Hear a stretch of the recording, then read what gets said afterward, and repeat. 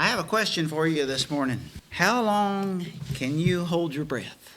As I was thinking about that this morning, I looked it up on the internet as the world record for holding your breath. How much would you guess that somebody has held their breath and still lived, intentionally holding their breath? The world's record is 24 minutes and 37 seconds. That's sort of amazing, but then it's also questionable. Because when you withhold the body from oxygen that long, there's damaging effects that start to happen. And they're studying and looking at it, and being underwater gives you a greater ability to hold your breath longer. Because it does something to the body that keeps it from needing to take a breath as quickly. As the body is taking in oxygen as normal, when you withhold that oxygen, the carbon dioxide starts building up in your body, and it triggers something that makes you want to take a breath. That's when you hold it for so long, the longer you hold it, the more the urge to take that breath it comes, and it gets stronger and stronger. If you're submerged in water where you cannot get to oxygen, it's a dangerous situation. How long have you ever been without food and water? You know, you can go several days without food, although sometimes we think we can't miss one meal. We get pretty hungry. You can't go very many days without water either. The situation is unnatural when you do without food, you do without water. And we find it's natural to hunger when you hold back food, and it's natural to want to drink water when you hold back water.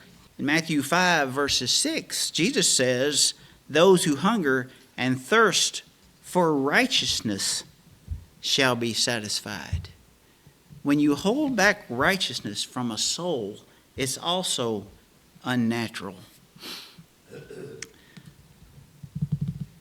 When we would do without food, sometimes it's because of a sickness or something that is attacking the body. And those times, you might not feel like you want to eat. But most of the time you want to eat food, because if you go for a little while, that urge to eat becomes apparent. And when we are, if you look at it spiritually, when we are withheld from spiritual things, that urge to find righteousness ought to grow in us. And when that is suppressed, then it's unnatural. Jesus says, "Those who hunger and thirst for righteousness shall be satisfied." And we also, in John chapter 6 and verse 35, it says, "I am the bread of life." This is Jesus speaking. "And he who comes to me will not hunger, and he who believes in me will never thirst." Jesus says he is the answer for those that hunger and thirst after righteousness. And he speaks of himself as the bread of life.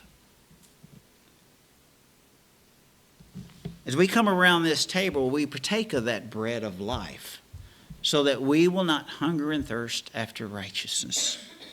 We follow Jesus because he's given us the greatest example that we'll ever see. And we feed ourselves upon that example and that teaching and that instruction that Jesus has given us.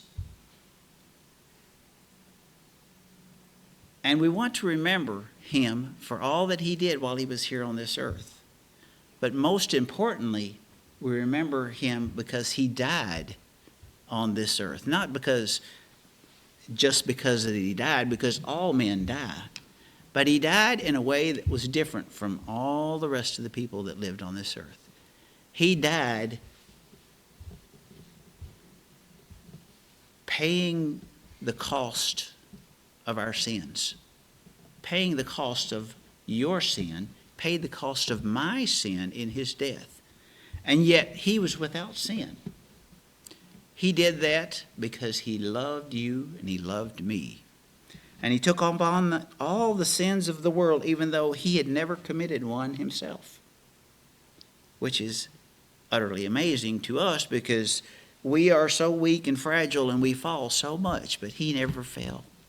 He never fell in temptation. He never fell in sinning. He never failed to do exactly what God wanted him to do. And that in itself is amazing to us because we've never been able to do that. And he feeds us on his righteousness. And in that righteousness, we are cleansed of our stains, our sins. And as we come around this table, we're to remember that. And we are to give him honor for that because he has done what we were never able to do. Would you bow your heads with me as we give thanks for the bread?